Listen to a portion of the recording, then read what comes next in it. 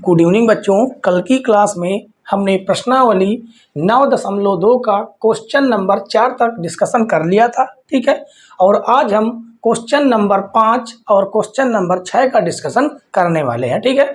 तो देखिए question number 5 में दिया गया है, दी गई आकृति में PQRS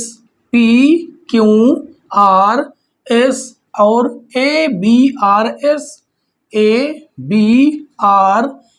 दो समांतर चतुर्भुज हैं तथा x भुजा BR पर स्थित, जो x है भुजा वो B और R पर स्थित कोई बिंदु है।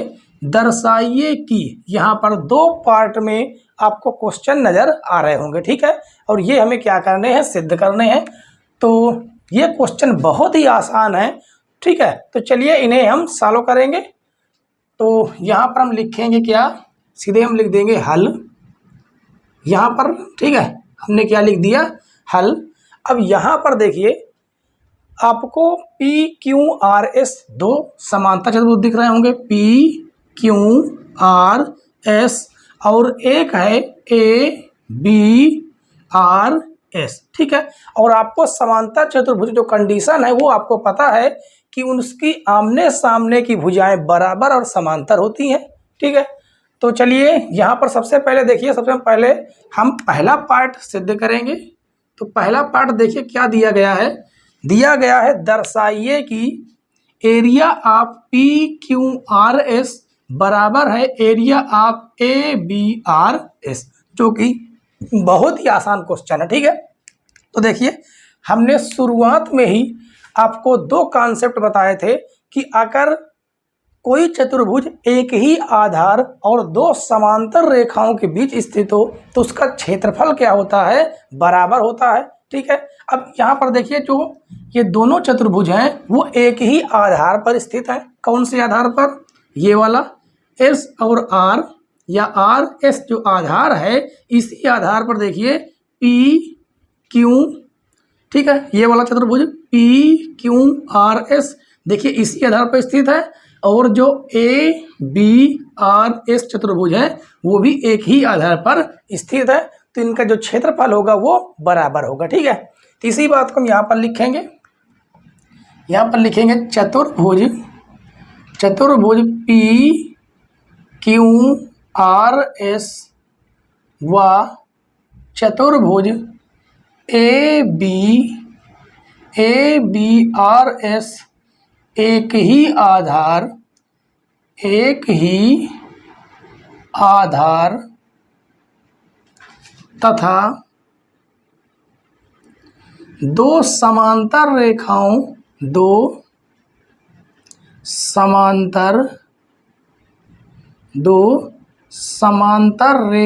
के बीच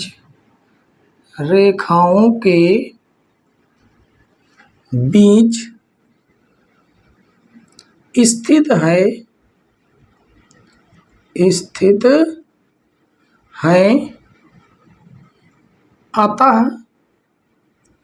अतः हम कह सकते हैं कि एरिया ऑफ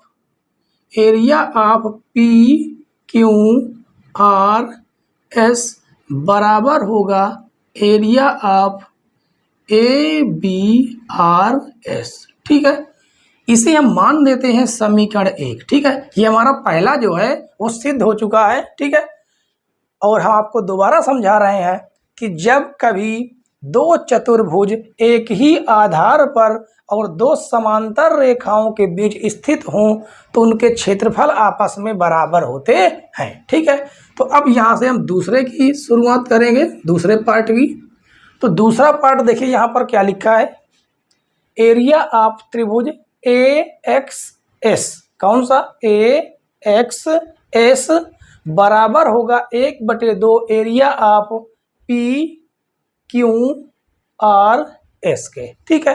तो चलिए सबसे पहले हम यहाँ पर लिखेंगे, सबसे पहले देखिए यहाँ पर ये जो त्रिभुज है ये किस पर बना हुआ है, किन दो समांतर रेखाओं और किस आधार पर बना है, AS आधार पर बना हुआ है और AS और BR दो समांतर रेखाओं के बीच स्थित है, ठीक है। तो इसी बात को हम लिखेंगे ट्रायंगल त्रिभुज ए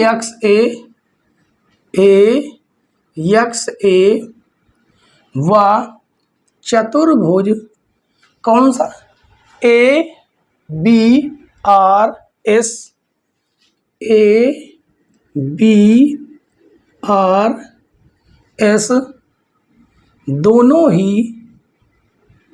दोनों ही एक ही आधार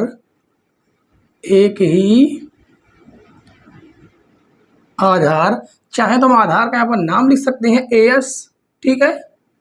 एक ही आधार व दो समांतर रेखाओं के बीच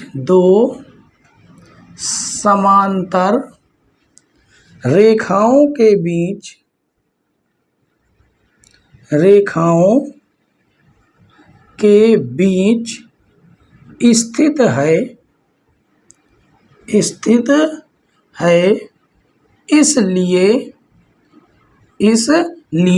अब याद कीजिए, हमने आपको बेसिक कॉन्सेप्ट बताया था कि जब कभी भी एक त्रिभुज एक ही आधार और दो समांतर रेखाओं के बीच स्थित हो तो जो त्रिभुज का क्षेत्रफल होता है वो चतुर्भुज के क्षेत्रफल के आधे भाग के बराबर होता है, ठीक है।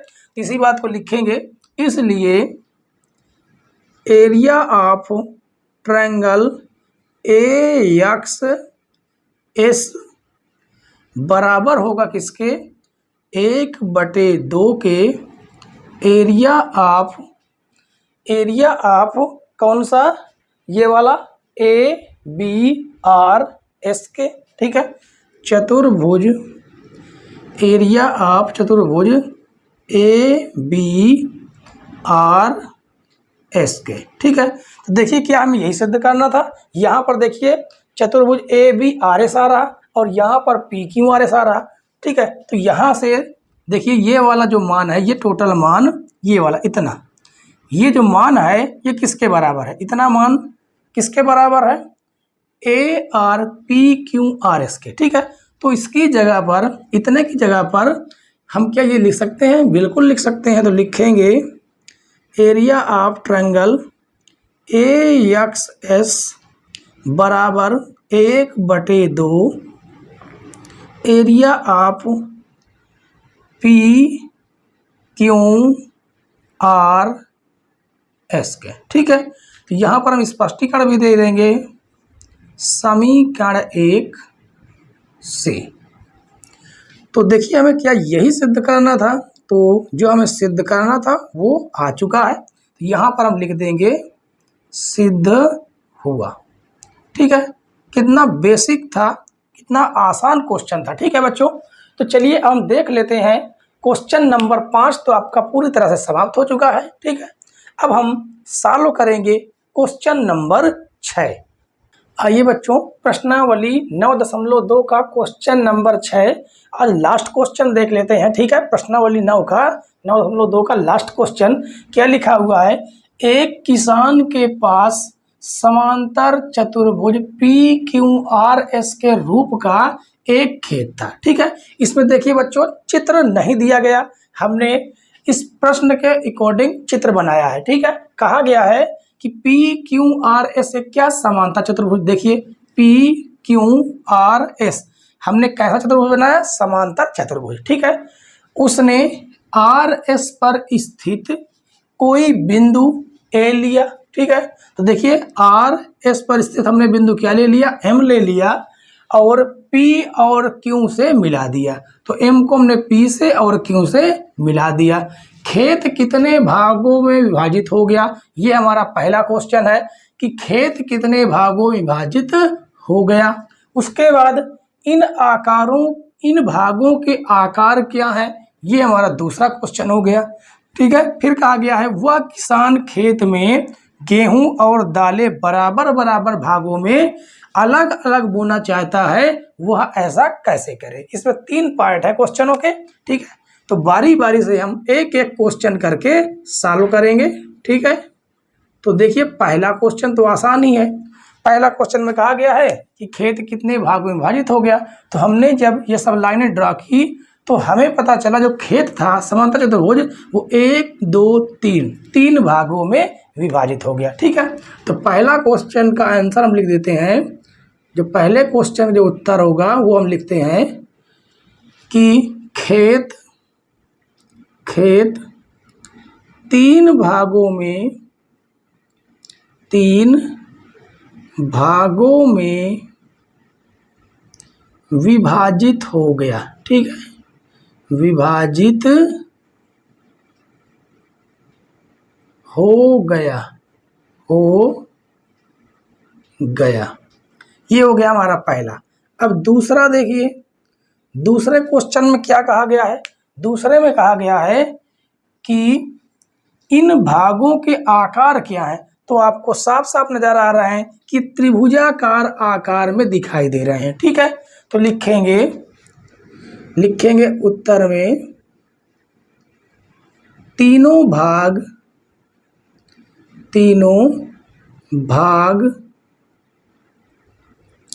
त्रिभुजाकार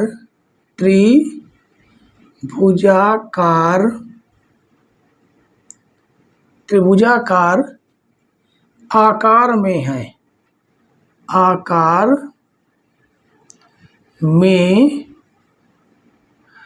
ठीक है, चाहे तो इनका हम नाम लिख सकते हैं, जो लिख देंगे जो त्रिभुज AMS या PMS। ठीक है, PMS त्रिभुज PMQ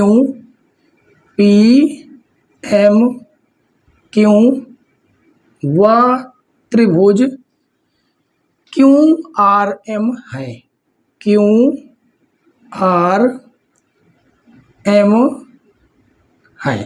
ठीक है, ये हमने उनके नाम भी लिख दिए। अब बारी आती है तीसरे क्वेश्चन की। तो तीसरे क्वेश्चन में देखिए, हमने आपको एक बात बताई थी बेसिक कॉन्सेप्ट में कि अगर दो समांतर रेखाओं के बीच और एक त्रिभुज और एक चतुर्भुज बनता है तो त्रिभुज का जो क्षेत्रफल, जो त्रिभुज का एरिया होगा वो चतुर्भुज के क्षेत्रफल के आधे भाग के बराबर होता है। ठीक है, तो यहाँ पर हम लिखेंगे, यहाँ पर ये बात लिख देते हैं कि PQRS में, ठीक है, चतुर्भुज PQRS में कौन कौन सी भुजा समांतर है। देखिए, PQ समांतर है RS के। ठीक है, PQ समांतर RS, और अगर इसे हम आधार मान लें, ठीक है, आधार मान लेंगे, एक ही आधार पर होना चाहिए। ठीक है, आधार कौन है, PQ है।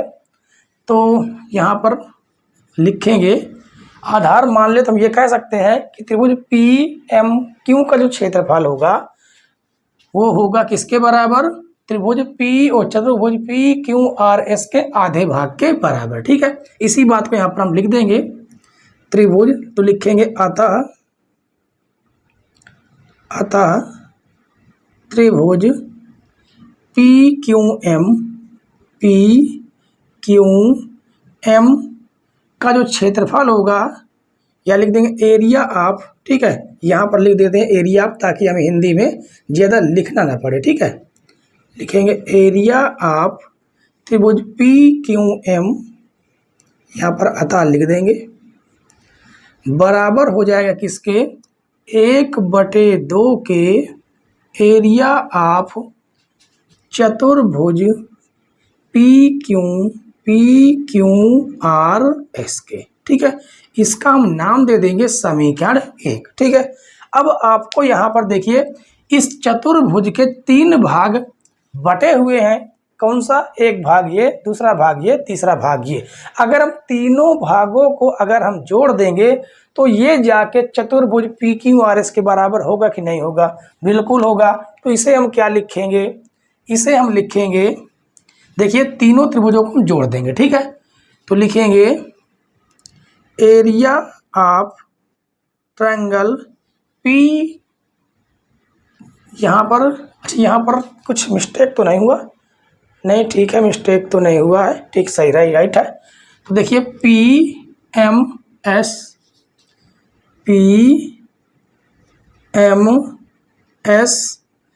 प्लस एरिया ऑफ PQM त्रिभुज PQM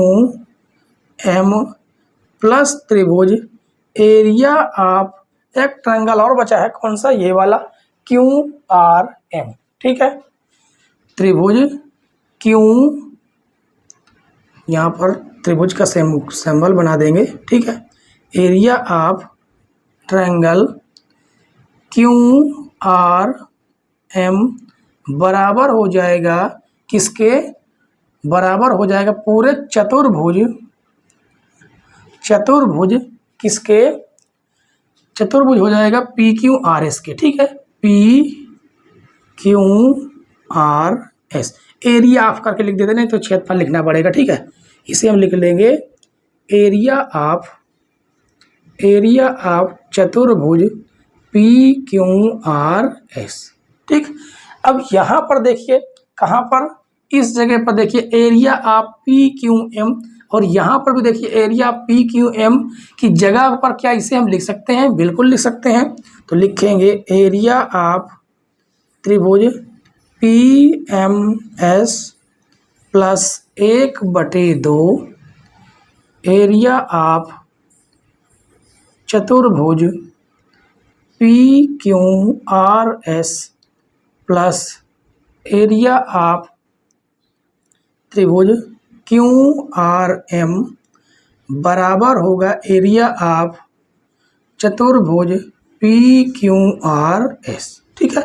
तो देखिए अब इसे हम धन से भेज देंगे, उस पर ऋण में चला जाएगा, तो इधर बच जाएगा area of triangle PMS plus area of triangle, ये हो जाएगा QRM बराबर हो जाएगा एरिया ऑफ चतुर्भुज PQRS माइनस चला जाएगा इस पर, तो 1/2 हो जाएगा एरिया, हो जाएगा एक एरिया ऑफ चतुर्भुज PQRS, ठीक है।